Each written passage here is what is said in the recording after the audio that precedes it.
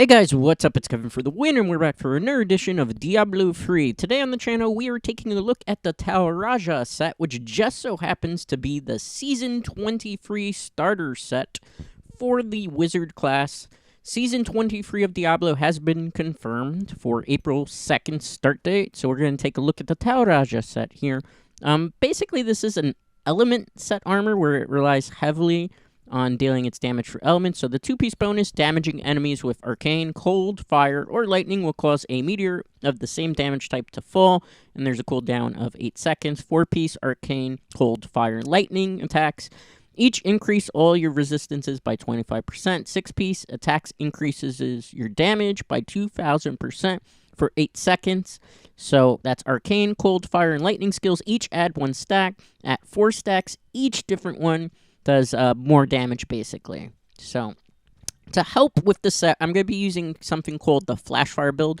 So we're going to be using the Wand of Woe, as well as the Orb of Infinite Depth. That way we can power up our Explosive Blast, which is what we're going to rely on doing the majority of our damage. As you can see, this is pretty much a full Tal Rasha set, for the exception that our head and our feet, there's no feet for Tal Rasha set, but the head has been replaced. We're using Sage's Apunji set just to give us a little bit more damage, because this set is actually really not that good. We're also using a Stone of Jordan to increase the amount of elemental damage that we do.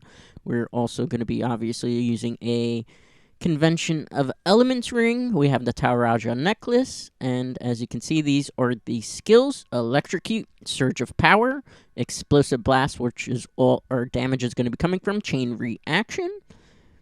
So that is pretty much primarily for the Flashfire build. We're going to be using Teleport for Calamity. That way I cast a Wave of Force so that we can use the 2, 4, and 6-piece bonus on the set. We're also going to be using Storm Armor and Diamond Skin Prism. Basically, we have to incorporate also Frost Nova, because remember, this is an elements build, so we have to get, fire, cold, arcane, and lightning damage to be able to.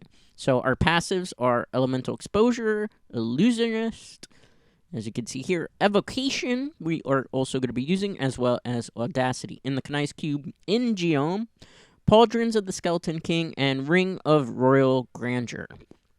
Now, you can obviously take out some of these things. This is one of many different ways that you can do a Tal Rasha set. So this is not like the end-all, the be-all. I will be honest with you. This is a pretty terrible armor.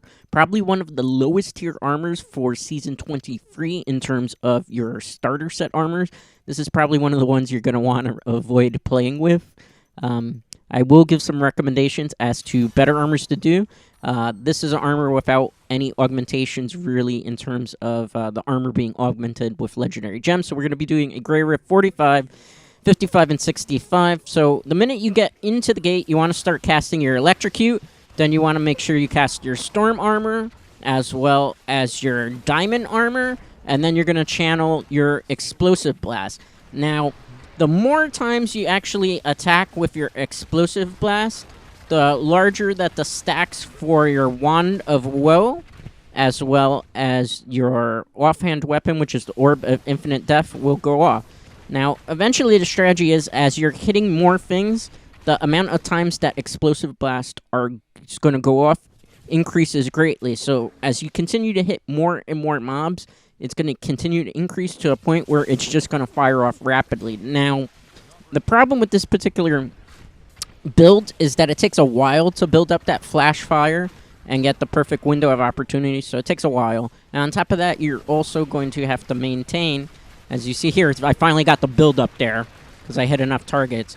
Now you can just constantly hold in the Explosive Blast and just become like a meteor, which you're just going to run around and do a whole bunch of damage. Obviously, this burns through your arcane, so you have to be very careful with how you do this. Primarily, when you want that big chain reaction to go off for Explosive Blast, you want a lot of mobs in your area. That way you can just take them all out in one stack. But the good thing about this armor, if you have it somewhat optimized, is that you can get back your arcane power quite frequently and often here.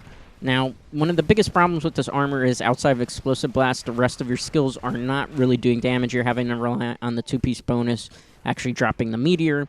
Explosive Blast is not such a bad thing to really run this armor because of the fact that it covers a wide area. As you see, I almost had the build up to be able to have my Explosive Blast go off continuously. See, it's starting to slowly build up. Now I got it perfectly because I killed a lot of mobs. So keep in mind that the reason this thing is building up the way it is, it has to do with your Wand of Woe in conjunction with your Orb of Infinite Death. Keep in mind it's also very important that you maintain the 6-piece bonus of this, which means you have to constantly be casting like Lightning skill, Cold skill, as well as an Arcane skill in conjunction with this to be able to get it to work the most effectively. I'm going to continue to now slowly build up. As you see, the more enemies I take out with Explosive Blast, the faster it starts to become, until eventually it becomes this big meteor where it can just then steamroll through just about everything coming towards me. Now, in terms of optimization for this armor, one of the things that you're definitely going to want to look into is having crit hit chance on your helm, 6.0%. On your glove, I recommend crit hit damage 50%, crit hit chance at least 6.0%. If you can get an 8.0%, that's good. I would also recommend, since we're using flash fire and we want to attack generally quick with the flash fire, to put an attack speed on your gloves at least 6.0, preferably 7 or 8 is better, but whatever you can work with. It's hard to get crit hit chance, crit hit damage, and attack speed all in your gloves at the same time. Now, in terms of error optimization that you can do, you can reduce the amount of cooldown on some of your skins, so you can definitely look for cooldown.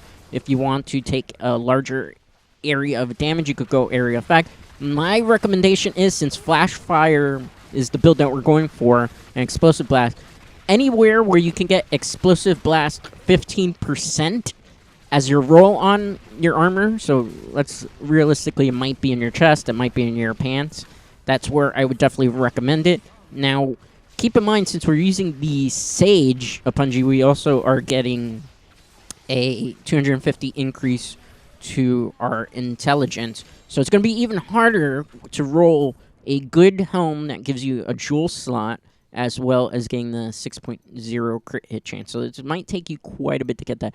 If you want, you can take out the Sage's set completely from this and just work with the Tal Rasha helm, and then you just have to put in a random pair of boots. There's not really a great recommendation for it, unfortunately, because there's just no boots that would power up any of the skills that we are primarily using on this set, so you'd have to just pick one of those. There is a link in the description to this build for those of you who need to understand things better on paper as opposed to visually.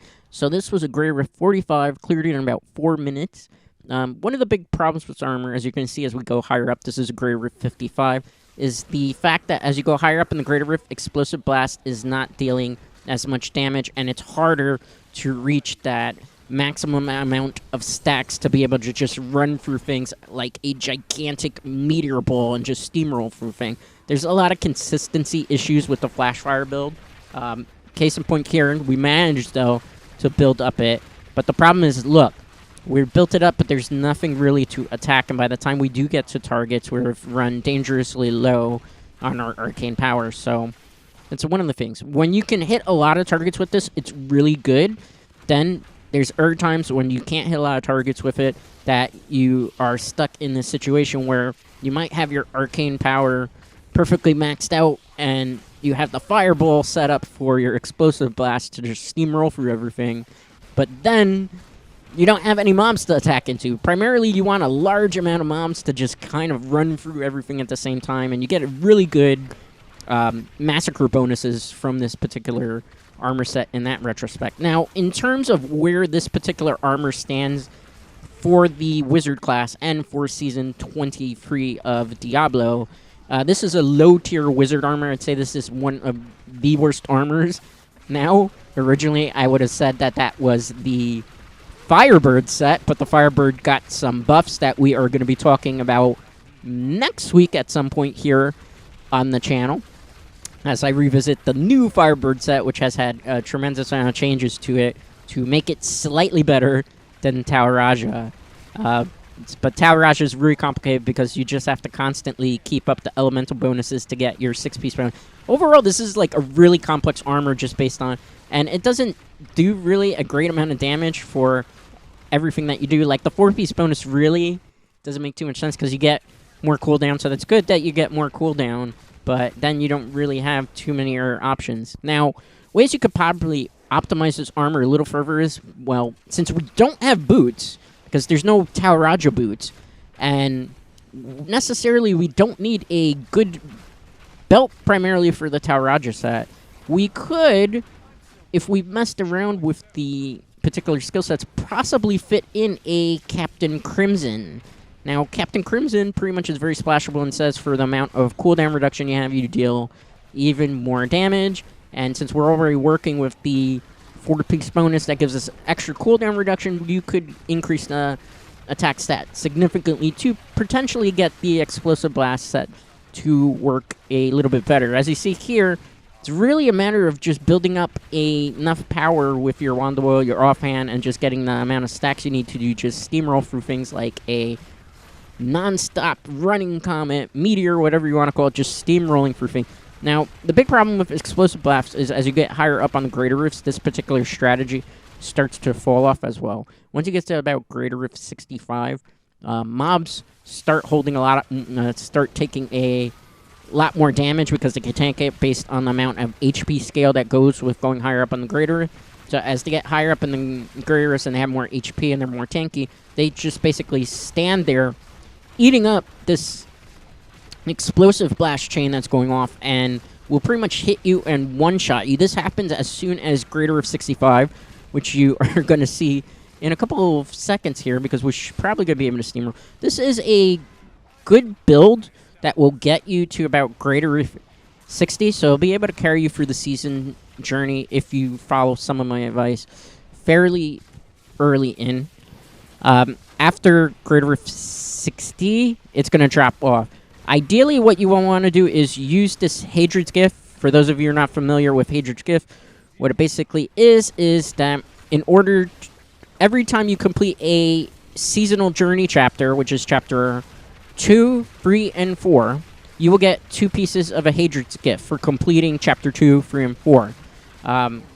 These pieces are your starter set armor. So Hadrid's Gift, you'll get 2 pieces for completing chapter 2.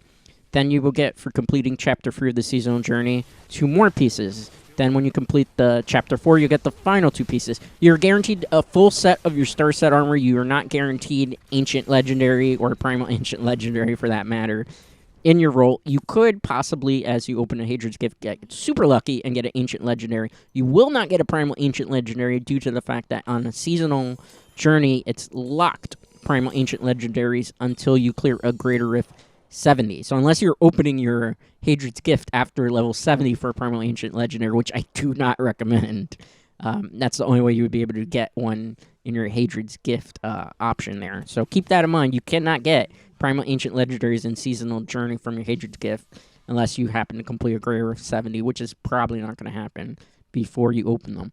That was a clear time of 4 minutes 36 seconds. That's pretty good.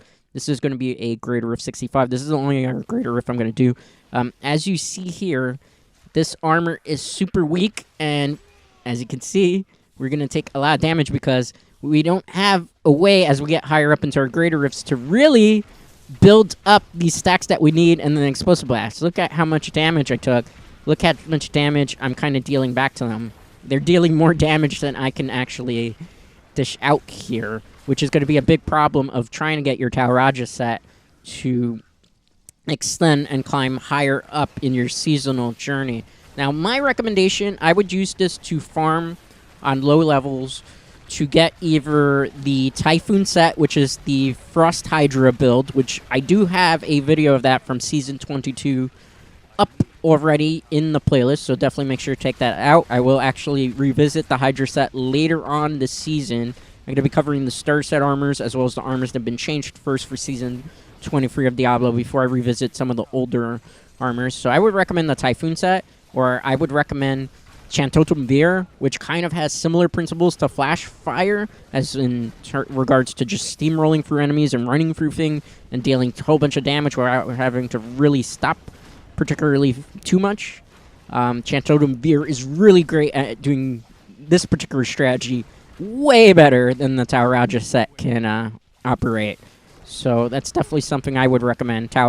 Instead of using Tal Rasha, I would start farming very early in your Season 23 journey if you're playing Wizard for the Typhoon or the Chantotem set. If you want to go super speedy, Chantotem is going to be your better bet because it can just steamroll through things. And it's somewhat easy to get a good Chantotem wand early on, as well as the offhand weapon if you use your blood shards very early, and as well as doing your challenge rift. I do not recommend doing your challenge rift on Friday, April 2nd, when the season drops.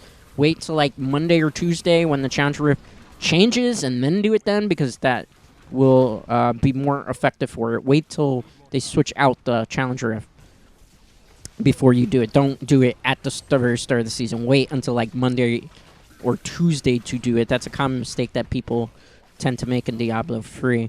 So yeah, I would recommend this. This is one of the very mediocre armors for starter set armors for Season 23. The best armors to work with right now is Unhallowed Essence, which I just recently covered on the channel. It's available in the playlist. That is like one of the S-tier starter sets that you can particularly pick. That's for the Demon Hunter. Or the better option would be to go Whirlwind Barbarian, because Whirlwind Wrath of the Waste armor, which is the Whirlwind Barbarian armor, is the Season 23 starter set for the Barbarian. Now that, without a lot of optimization, will pretty much clear you all the way through Greater Rift 90 with very little hassle. It's just a really good armor that's available in the playlist. I did it from Season 22. None of the information for Whirlwind Barbarian has changed since I covered it. I will be redoing it in Season 23, but that's going to be one of the last armors that is the Season 23 starter set armor videos that I will do for Season 23 of Diablo. But if you want a cheat sheet, because pretty much the information is mostly going to stay the same, I would definitely recommend revisiting my Season 22 video, which I covered the Wrath of the Waste starter set. And there's stuff that you could do to modify that, which would be using Captain Crimson, which wasn't covered in the video, which is something I will show you sometime next week or the week after next week. It depends on the schedule for our Diablo 3 video.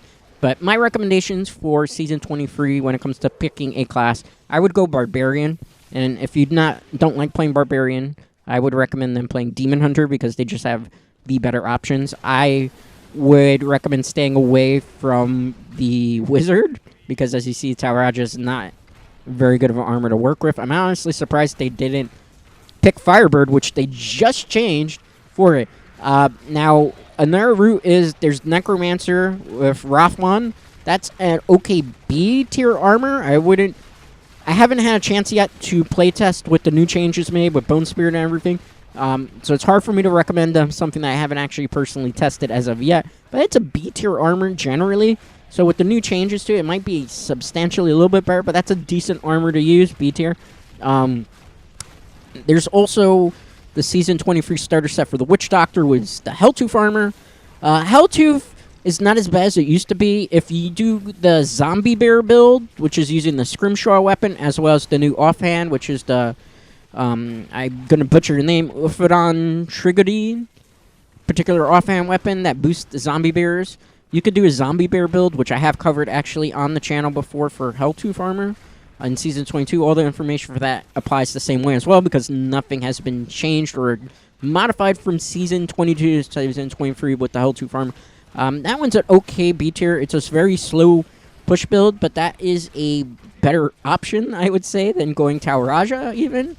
I would definitely say that of all the armors to stay away from, definitely don't do the Monk, because it's the Raiment of 1,000 Storms armor, which is really a terrible option.